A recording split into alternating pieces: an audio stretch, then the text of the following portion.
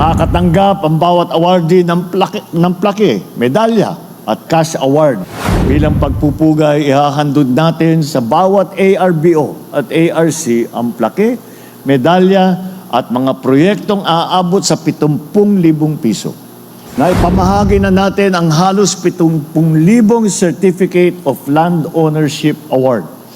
Patunay ang dokumentong ito sa pagmamay-ari ng ARBs ang mga lupang inaalagaan nila sa napakaraming taon na.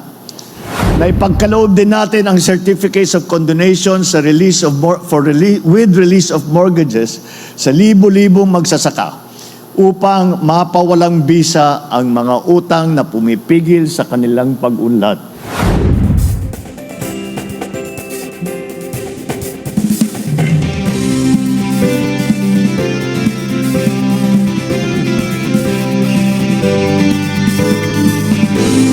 Mga kababayan, ang Pangulo ng Republika ng Pilipinas, His Excellency Ferdinand R. Marcos Jr.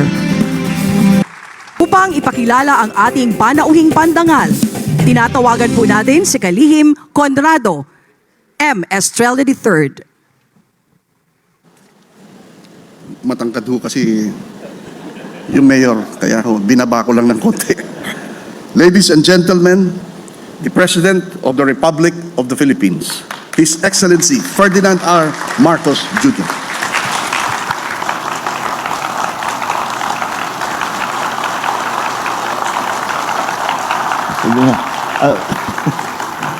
Maraming salamat sa ating kalihim ng Agrarian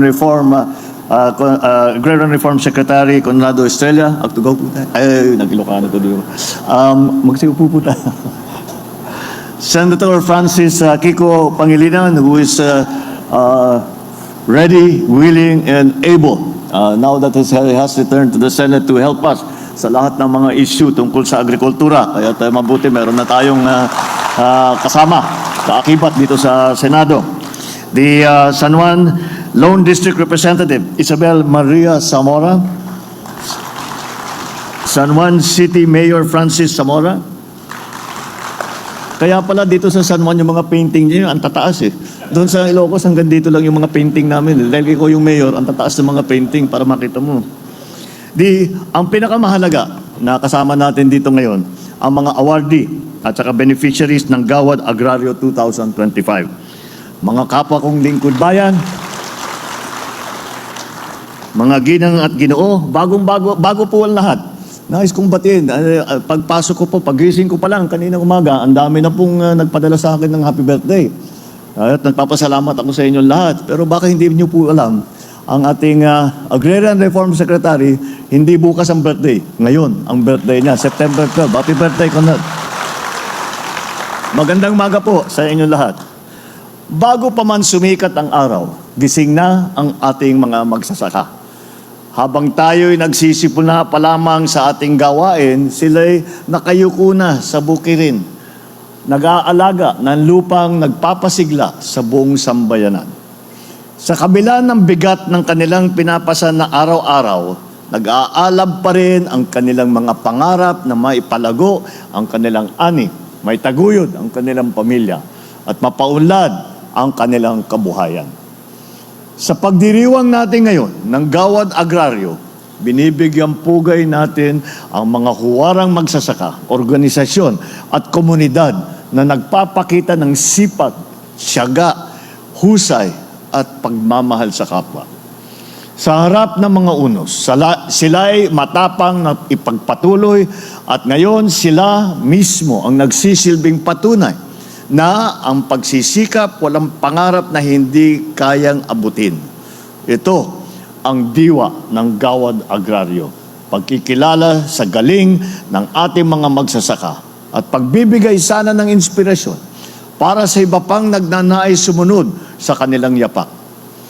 Nang itatag ang Gawad Agrario noong 2008, layunin nitong ipagbunyi ang mga magsasaka at organisasyong nagpamalas na natatanging kontribusyon sa agrikultura. Sa nakalipas na mga taon, 35 individual at organisasyon ang atin nabigyan nitong award na ito. Ngayon, paparangalan natin ang natatanging agrarian reform beneficiaries at agrarian reform communities.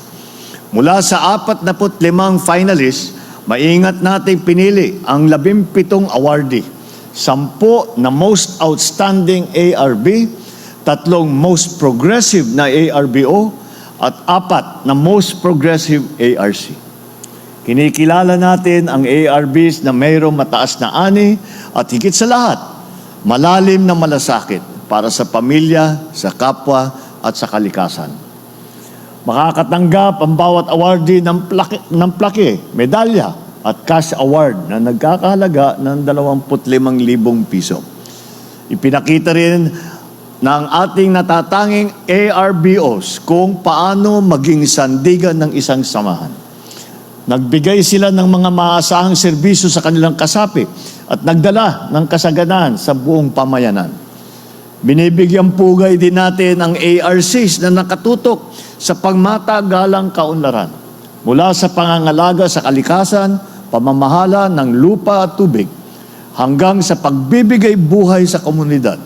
Hindi matatawaran ang inyong kontribusyon sa ating kaunlaran.